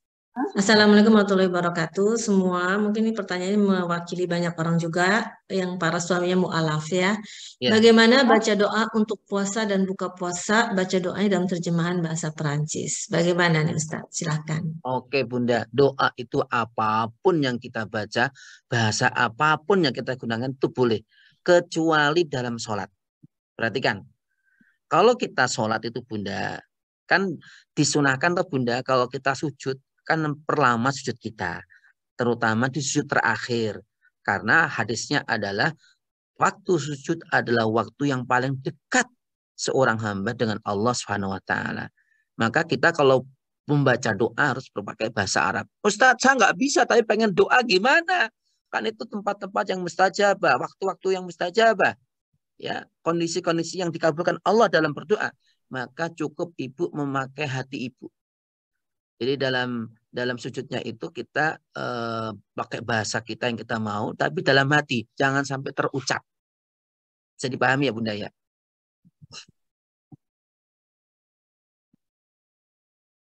Baik, Ustadz. Semoga cukup jelas ya, Teh Dena, atas pertanyaannya tadi. Pak Ustadz, saya ingin bertanya mengenai imam nih, Pak Ustadz. Ya. Untuk menjadi imam itu kan katanya sudah harus akil balik istilahnya, Ustadz ya. Betul. Laki-laki itu kalau nggak salah 15 tahun ya, Ustadz ya. Diperkirakan seperti itu. Nah, di saya itu Ustadz, anak saya itu yang umur 23 tahun udah bisa jadi imam ya, imam taraweh gitu. Betul. Kan. Dia yang paling bagus, surah-surahnya paling banyak dibandingkan suami saya yang mu'alaf gitu. Karena suami saya mu'alaf itu suratnya cuma 3 Ustadz, jadi bolak-balik terus. Nah, sementara anak saya suratnya lebih banyak. Nah, anak saya yang kedua ini Ustadz, yang sekarang 15 tahun ini, malu banget Ustadz buat jadi imam gitu. Jadi dia malu, dia udah banyak surat tapi dia malu. Gimana Ustadz cara supaya saya nih sebagai ibunya membuat dia semangat. Jadi dia malu banget Ustadz. Dia mau jadi imam asalkan sholat lohor, asar yang nggak berbunyi gitu. Oke. Baik Bunda, ini kan terkait tentang apa namanya kepercayaan diri ya. Memang itu butuh proses, perlu latihan. Mungkin perlu mungkin diawali mungkin ibu dengan anak 1 tok. Jadi jangan banyak-banyak. Nanti kemudian kita coba dia itu bagus toh bacaanmu, Masya Allah. Nanti semakin banyak pahalamu kalau makmumnya itu banyak gitu. Jadi ini memang perlu dimotivasi dan ternyata Bunda di antara cara untuk hafalan kita tidak hilang itu adalah dengan kita gunakan dalam sholat kita. Cobalah Bunda. Bisa sendiri kalau mengulang hafalan saya itu ya paling banyak itu ketika sholat, terutama sholat malam yang cukup panjang waktunya, kita sendirian. Nah, itu. Maka anak-anak kita luar biasa Bunda, Masya Allah, tabarakallah ya. Ini kan generasi Prancis ya Bu ya. Ini luar biasa nanti ke depannya. Dan itu saya kira fadl Allah Bunda. Jadi keutamaan yang Allah berikan tidak pada semua orang. Ketika anak-anak kita bisa membaca, menghafal Al-Quran, tentu itu nikmat yang Allah berikan yang tidak bisa dinilai dengan apapun. Selamat Bunda. Makasih Ustadz. Mungkin ada doa Ustadz supaya anak-anak saya bisa jadi Ya, imam nantinya itu. ya Bunda, doa yang sangat tepat untuk ini adalah, saya kira udah hafal semua Bapak Ibu-ibu ya. Rabbi habli min ladunka dzurriyyatan thayyibah. Rabbi habli min ladunka dzurriyyatan thayyibah. Itu kan doanya Zakaria. Sehingga Allah apa Bunda? Allah hadiahkan.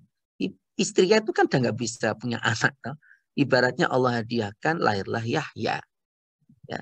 Rabbi habli min ladunka dzurriyyatan thayyibah. Ada yang lebih populer lagi yang kita mungkin Rabbana hablana min azwajina wa dzurriyyatina qurrata a'yuni waj'alna lil muttaqina imama. Nah ini Bunda, ada imama.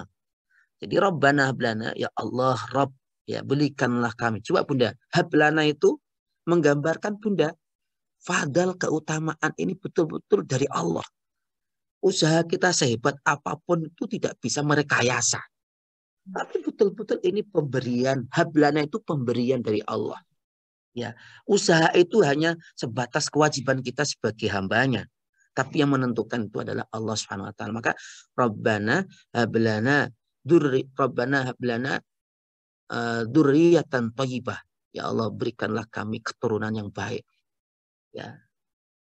Waja'alna lil muttaqina imama, jadikanlah anak cucu kami, keturunan kami ini sebagai imam bagi orang yang bertakwa. Nah, ini kan luar biasa Bunda. Jadi itu dibaca terus. Kalau mau lagi Bunda, ini banyak sebenarnya ini. Ya, setiap tidur Bunda dipegang kepalanya, dibacain doa Rasulullah ini kepada Hasan Husain. Ya. Apa doanya? U'iduka bikalimatillahi tamah min kulli syaitanin wamah wa min kulli ainin walamah. Ya Allah, aku meminta perlindungan dengan kalimat-kalimat-Mu yang maha sempurna. Ya Allah, dari apa? Dari sihir, dari pandangan yang buruk, dari kedengkian. Anak-anak kita kan kadang orang nggak suka dengan kita terpindah, anak-anak kita. Maka dengan doa ibu, ya insya Allah anak kita dibentengin oleh Allah Subhanahu wa taala.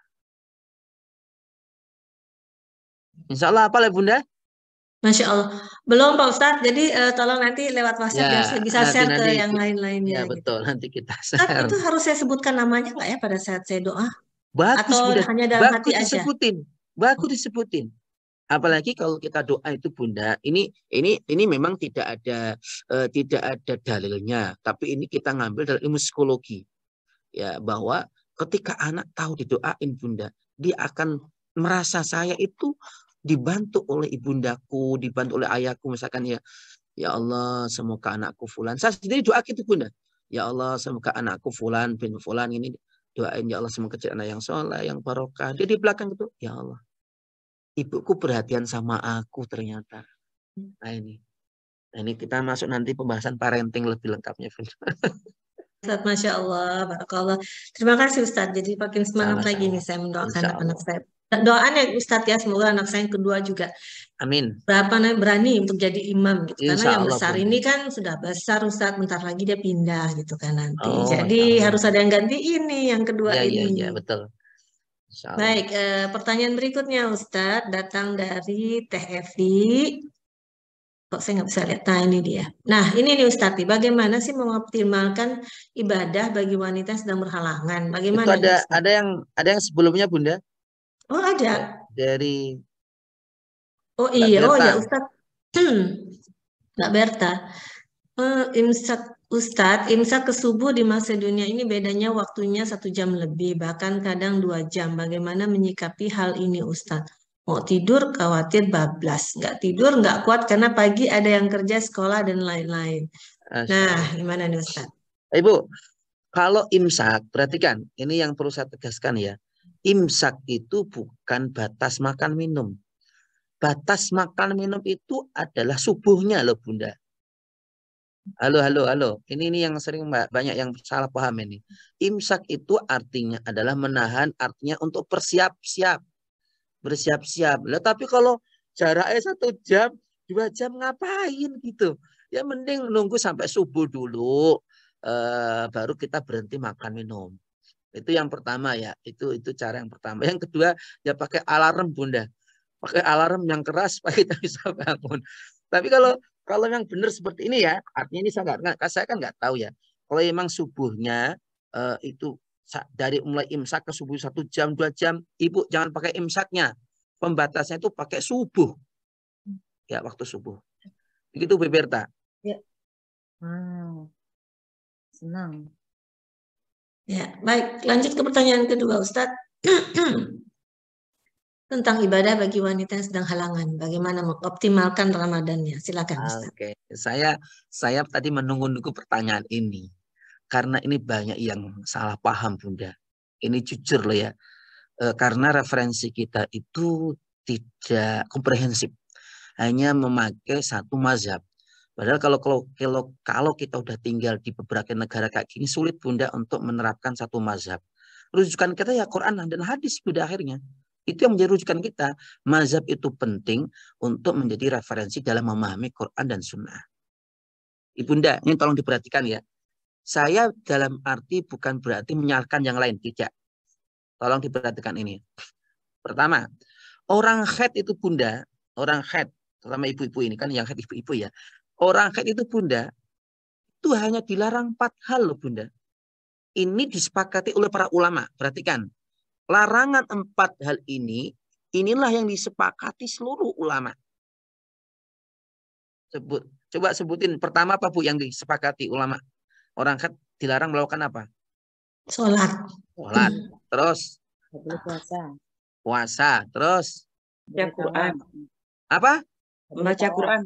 Enggak disepakati itu. Itu diperselisihkan ulama. Terus berhubungan? Ya itu pastilah. Kok ragu itu nih, parah nih. Pasti itu. Aduh.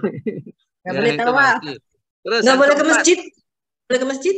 Enggak. Itu juga. Nggak boleh tawaf. Apa ya? Iya betul Bunda. Tidak boleh tawaf. Hanya 4 hal ini loh Bu. Jangan salah paham jenengan. Hanya 4 hal ini. Coba kita uraikan hal yang diperdebatkan. Contoh membaca Quran atau memegang Al-Quran. Itu diperdebatkan Bunda. Ya. Karena yang dikatakan harus tahurah atau artinya harus suci, itu diperdebatkan. Itu adalah para malaikat. Bukan kita. Nah, kita ini kan Muslim. Muslim itu kan suci. Non-Muslim itu yang najis. Kalau dalam bahasa Al-Quran loh ya. Bukan berarti kita menjelekkan orang lain ini. Ya. Yang kedua Bunda, contoh larangan orang wanita haid masuk ke masjid. Coba kita teliti. Masalahnya apa? Itu diterangkan karena takut kalau seandainya itu, maaf ya, darahnya itu jatuh kepada atau jatuh di masjid. Nah sekarang sudah pakai pampers tembak apa namanya ketat banget, tidak mungkin. Maka saya sering kasihan Bunda. Ya Allah, ibu-ibu kok nggak ke masjid, kenapa? Alasannya, oh Ustaz gini. Gak mantap Bunda. Ada pengajian dia di emper-emper. Ya Allah, kasihan banget. Seakan wanita ini terlunta-lunta gitu loh. Ya karena itu, ini yang disepakati loh Bunda ya. Sekali lagi, yang lain itu diperdebatkan ulama. Monggo sesuai keyakinan jenengan yang mana gitu. Tapi seandainya jenengan ya hanya 4 hal ini, itu sudah sangat benar sekali. Bisa dipahami ya Bunda ya. Bu Berta kelihatannya mau tanya ini dia. Iya. Ada sebagian yang bilang boleh baca Al-Qur'annya dari HP gitu Ustaz, bukan mushaf. Oh, kalau itu sepakat saya itu boleh. Dari mushaf pun boleh Bunda. Karena itu diperdebatkan. Maka memang untuk kita ada kaidah begini Bunda. Keluar dari yang diperdebatkan itu sesuatu yang dianjurkan. Ya sudah dari HP. Ya kan? Gitu Bunda. Baik. Ya? Baik Ustadz. Ada yang bilang juga karena Al-Quran yang penting ada terjemahannya gitu. Jadi boleh itu kan hanya apa ya Bunda? Ya cara-cara untuk keluar itu. Nggak masalah Bunda. Nggak masalah. Iya. Baik, pertanyaan berikutnya datang dari Swiss. Dari negara Swiss nih. Assalamualaikum warahmatullahi wabarakatuh. Sebelum Ramadan saya baca Quran sudah di juz 10. Lalu mulai Ramadan dan setiap hari baca bersama 1 juz dan hari ini sudah di juz ke-7. Itu gimana ya? Pas saya stop baca dulu yang juz 10 atau diteruskan, lalu saya lanjutkan lagi bersamaan dengan tilawah Ramadan sampai tiba 10 juz dan lanjut. Oh gitu. Lanjut aja Bunda. Lanjut aja karena apa? Tidak ada keharusan. Misalkan Ramadan harus mulai dari 1 juz, nggak ada keharusan. Dilanjutkan saja. Syukur-syukur nanti bisa khatam 2 kali.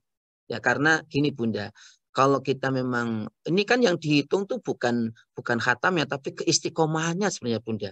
Kita istiqomah di luar Ramadan atau di dalam Ramadan itu sama saja karena Tuhan kita kan yaitu satu Allah SWT. Di luar Ramadan atau di dalam Ramadan kan sama. Kita menyembahnya itu bukan menyembah Ramadan tapi menyembah Allah SWT. Maka kalau saya lebih baik melanjutkan karena lebih baik itu kita hatamkan dulu baru kita mulai selesai kita mulai yang pertama lagi. Begitu Bunda. Baik, semoga cukup jelas ya. Kak Mutia di Swiss. Baik, Ustadz, saya ingin bertanya Ustadz, apa sih hukumnya bagi orang yang tidak pernah membayar puasa Ustadz? Gimana ya Ustadz ya? Gimana? Maksudnya bayar puasa atau gimana? Banyak misalnya nih, ya tidak bayar puasa aja gitu Ustadz. Jadi puasanya batal misalkan bulan Ramadan. Oh, Tapi tidak pernah mau membayar tidak puasa. mengqadha.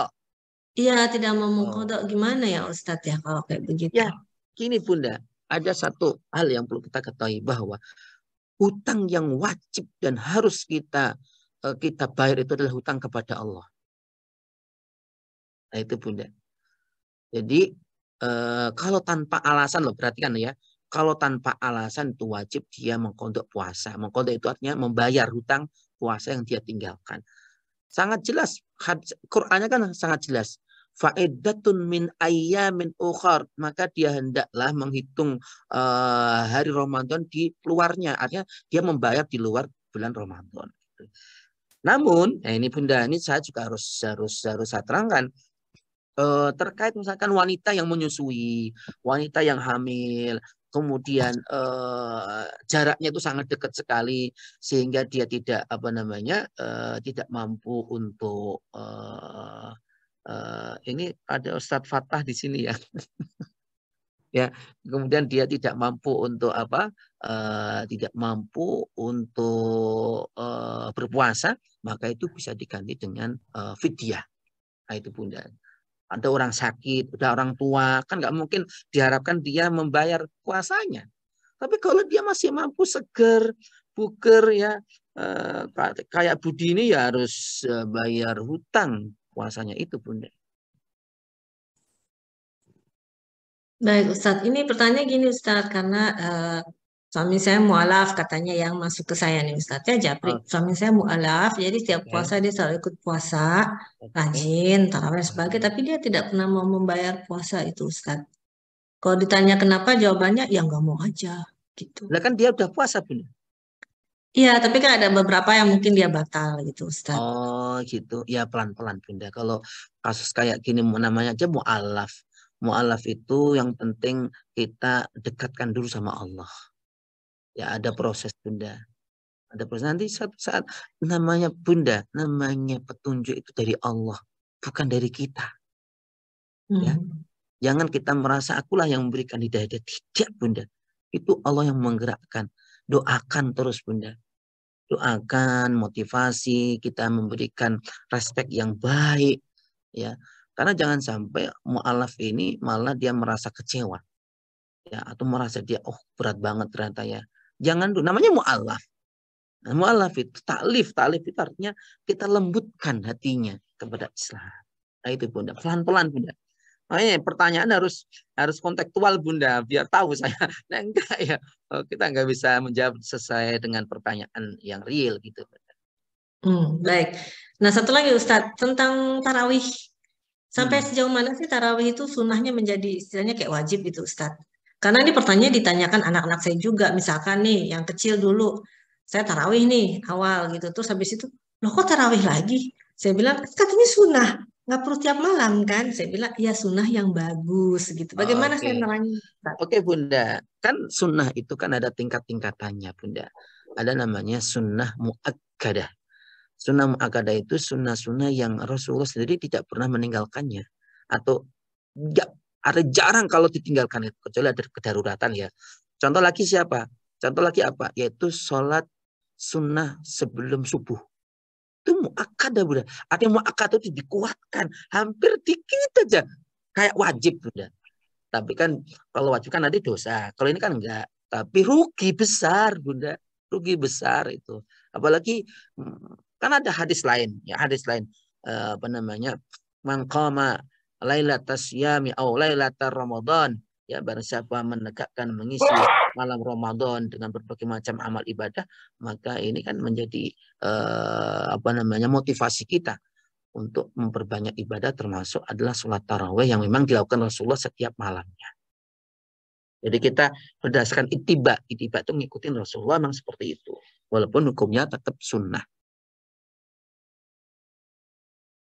Itu Bunda. Baik Ustadz, Masya Allah. Terima kasih ya Ustadz. Ya pokoknya Ustadz doakanlah kami-kami yang ada di luar negeri ini Ustadz. Karena Ustadz lihat sendiri kan nggak mudah ya. Apalagi untuk anak-anak kami ini Iya, perjuangan luar ibu-ibu di biasa. sini nih aduh Luar Ustadz. biasa. Luar Kalau biasa ada Bunda. air mata mungkin sudah seluas samudra kali ya Ustadz ya gitu Iya. kan. Tapi ya itulah Bu, nilai perjuangan seorang apa namanya orang tua kepadanya, dan itulah nilai jihadnya ibu-ibu itu Bunda. Dan itulah yang bisa menjadi kita nanti lebih tingkat derajat tinggi di depan Allah. Belum tentu loh Bunda orang yang di sini kemudian rendah tingkat derajat di surga, enggak. Bisa jadi lebih tinggi. Bisa jadi ibu-ibu ini lebih tinggi daripada suaminya. Kan dalam konsep Islam itu amal ibadah itu kembali pada masing-masing Bunda. Ya, tidak kemudian suami ikut istri ikut suami, tidak, tapi masing-masing itulah akan menjadi amal ibadah kita sendiri. Baik Ustadz. Kadang kan konsep Islam itu kan suami imam gitu ya Ustadz ya. Tapi kalau Iya, suaminya masih mualaf mungkin ya, masih harus ya betul Bunda, pelan-pelan. Semua itu berproses Bunda. Dan proses itu sampai kita mati Bunda. Jangan pernah kita mengatakan kiwes fayae tak. Enggak Bunda. Apalagi ya, mu'alafnya di Perancis gini kan, ya Allah, betul. Saya sedikit banyak memahami Bunda. Kayak kemarin ibu-ibu ketemu saya, dia belum bisa berjilbab. Apakah kemudian saya larang ngaji? Tidak Bunda. Itu yang harus saya rangkul. Jangan pernah juga kita membenci ibu-ibu muslimah yang belum berjilbab. Ya itu namanya tahapan dakwah. Pelan-pelan tetap kita rangkul Bunda. Ya, karena apa? Hidayah itu bukan dari kita. Hidayah itu dari Allah Subhanahu wa taala. Kita hanya menjadi sarana saja. Ya betul Bunda, saya kemarin tuh, oh Masya Allah luar biasa ini tantangannya. Tapi dia masih ada ghirah. Ghirah itu semangat dia ikut pengajian. Itu kan luar biasa Bunda. Mau datang ke pengajian saya udah senang Bunda. Nah ini. Gitu. Baik Ustadz. Nah Ustadz ini ada pertanyaan lagi masuk.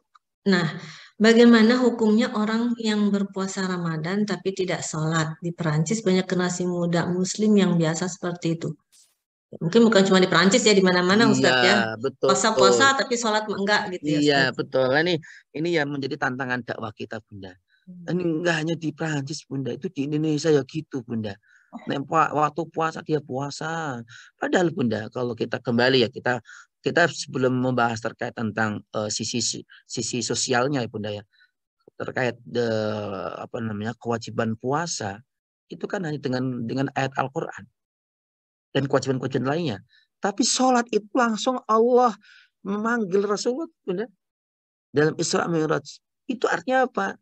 Kalau boleh membanding-bandingkan mana yang lebih, kalau ada pilihan mana yang harus jalan dulu, sholat dulu Bunda.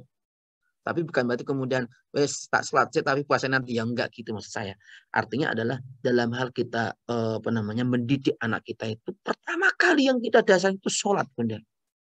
Sampai-sampai Rasulullah kan ya tegas dalam hal ini apa? Al-farqu bainana wa bainahum tarkus sholat. Pembeda di antara kami mukmin muslim dengan yang di luar adalah orang yang meninggalkan sholat. Ini sangat keras sekali Bunda. Maka sholat itu Bunda dalam kondisi apapun tidak bisa ditinggalkan. Selama akal kita masih nyambung, masih sadar, tetap wajib sholat Bunda. Nah itu, maka ini menjadi tantangan dakwah sih sebenarnya ini secara apa namanya umumnya global orang Islam itu ya karena tadi itu di Ramadan itu kan semangatnya bareng-bareng gitu. Maka ini perlu tadi ya, pembiasaan sejak kecil terkait tentang kewajiban sholat. Baik, Ustadz. Rasanya sudah di penghujung acara, Ustadz, karena harusnya sampai jam 12, karena tadi saking banyaknya pertanyaan, Ustadz, saya sendiri juga bertanya sampai double-double ya, Ustadz ya. Apa-apa Bunda. Insya Allah, Ustadz, kita bisa bertemu nanti di Montpellier, Ustadz ya, untuk buka Oke. puasa. Oh Nah, gitu. Oke, siap. ya, saya sudah dikabarkan, Ustadz akan datang tanggal 8 Oke, insya Allah. sore, insya Allah di Oke. Montpellier. Di sana nanti ada kajiankah kita? Ya, Ustadz memberikan tausiah sedikit gitu Oh di sana. gitu. Oke, oke. Jadi acaranya hanya pas buka puasa? Iya, acaranya pas buka puasa. Oke, Karena di oke. Montpellier muslimnya dikit, Ustadz. Tuh. Bunda, jangan mengira kan min fi'atin qalilatin ghalabat fi'atan katsirah. Itu loh. Itu konsep Quran, Bunda, kaidah Quran. Banyak sekali fi'ah qalilah, kelompok yang kecil itu bisa mengalahkan yang banyak. Masya Allah. Jangan pernah kita merasa kecil. Enggak ada yang kecil, Bunda. Muslim itu, mukmin itu, satu pun itu disanggah oleh para malaikat arsy, penjaga arsy. Jadi kemuliaan luar biasa, Bunda. Jadi jangan pernah kita merasa kecil. Enggak. Kita bersama Allah, Bunda. Kita itu kecil, enggak ada apa-apanya kalau kita sudah tidak bersama Allah. Masya Allah. Insya Allah, Bunda. Saya kemarin sudah bilang, Ibu, kalaupun satu orang harus saya datangin, saya mendatanginya, Bunda. Itu yang diajarkan ayah saya. Ya. Jadi pernah itu saya punya mahasiswa itu satu tak, Bunda, satu semester. Ya tetap saya ajar. Karena konsep dakwah itu tidak melihat banyak atau sedikitnya. Betul, Ustadz. Masya Allah. Barakallah, Ustadz. Amin. Wa iyyakum. Baik, Ustadz. Karena sudah di penghujung acara, sebelum kita menutup, mungkin Ustadz bisa memberikan kesimpulan dan juga doa bagi kami bersama, Ustadz. Silakan, Ustadz. Ya, ibu-ibu yang dirahmati Allah SWT, saya dan ibu-ibu ini kita sama dalam posisi kita belajar. Belajar untuk bagaimana menjadi hamba-hamba Allah yang Allah cintai. Karena jujur, Bunda ya, kita tidak tahu apakah Ramadan ini adalah Ramadan terakhir bagi kita atau tidak. Walaupun kita berharap Ramadan yang akan datang masih dibersihkan kesempatan oleh Allah untuk bersamainya. Karena itu kesempatan ini kita gunakan semaksimal mungkin. Ya, sebisa kita, Bunda. Karena kondisi orang beda-beda, kesibukan orang beda-beda. Tapi semuanya kita niatkan kepada Allah Subhanahu wa Ta'ala. Sehingga Ramadan ini nantinya akan menjadi saksi di depan Allah yang bisa menolong kita di hadapan Allah Subhanahu wa Ta'ala. Baik, Ibu, kita doa semoga apa yang menjadi hajat-hajat kita dikabulkan Allah Subhanahu wa Ta'ala untuk diri kita, keluarga kita, anak kita, cucu-cucu kita semuanya. Semoga selalu jaga Allah Subhanahu wa Ta'ala, tetap iman Islamnya insyaAllah. A'udzubillahi minasyaitonirrajim. Bismillahirrahmanirrahim. Alhamdulillahirabbil alamin hamdan yuwafi ni'amahu wa yukafi mazidah. Ya Rabbana lakal hamdu kama yanbaghi li jalali wajhika wa 'azimi sultanik. Allahumma salli wa sallim wa barik ala sayyidina Muhammad wa ala alihi wa sahbihi wa barik wa sallim ajma'in. Allahumma inna nas'aluka ridhaka wal jannah wa na'udzubika min sakhatika wan nar. Allahumma yassir lana umurana ma'arhadi fi qulubina warfa' darajatina fid dini wad dunya wal akhirah. Allahumma innaka 'afuwun karimun tuhibbul 'afwa fa'fu 'anna karim. Allahumma inna ala dzikrika wa syukrika wa husni ibadati. Allahumma taqabbal minna siyamana wa ruku'ana wa sujudana wa tilawatina ya Allah. Ya Allah, jadikanlah kami, anak cucu kami ya Allah, hamba-hamba yang Engkau cintai ya Allah. Berikan kesempatan kami untuk selalu berbuat baik, ya Allah. Kepada siapapun, ya Allah. Ya Allah, lindungilah kami, keluarga kami, pasangan kami, ya Allah. Dari segala fitnah dunia dan akhirat, ya Allah. Berikanlah kami keikhlasan dalam seluruh amal ibadah kita, ya Allah. Berikanlah kami kemudahan untuk berbuat baik, ya Allah. Ya Allah, berikan kami umur yang panjang, yang barakah untuk ibadah kepadamu, ya Allah. Berikan kesehatan lahir dan batin, ya Allah.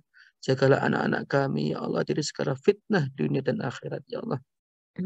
Rabbana dhulamna anfusana wa illam taghfir lana wa tarhamna lanakunanna minal khasirin. Allahumma ighfir lana ya Allah. Ampunilah dosa-dosa kami, ya Allah. Dosa kedua orang tua kami, ya Allah. Dosa ibunda kami, ya Allah, yang melahirkan kami, besarkan kami, ya Allah. Ya Allah, balaskanlah kebaikan-kebaikannya, ya Allah, dengan kebaikan yang Engkau ridhoi, ya Allah. Allahumma innaka afuwun karimun tuhibbul afwa wa'fu anna. Allahumma rizukna husnal khatimah. Allahumma rizukna husnal khatimah. Rabbana taqabbal minna innaka antas samiul alim wa tub alaina innaka antat tawwabur rahim. Rabbana atina fid dunya hasanah wa fil akhirati hasanah wa qina adzabannar. Wa sallallahu ala sayyidina Muhammad wa ala alihi wa sahbihi wa barik wa sallam ajma'in. Subhana rabbika rabbil izzati amma yasifun wa salamun ala mursalin alhamdulillahi rabbil alamin.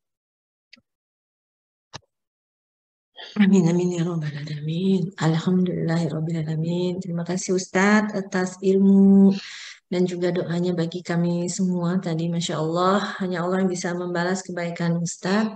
Jazakallah khairan Ustadz. Saya sendiri mohon maaf lahir batin bila tadi dalam memoderatori acara mungkin memiliki banyak kehilafan, kesalahan, baik disengaja ataupun tidak, secara tutur kata ataupun mungkin bahasa tubuh. Saya mohon maaf lahir batin.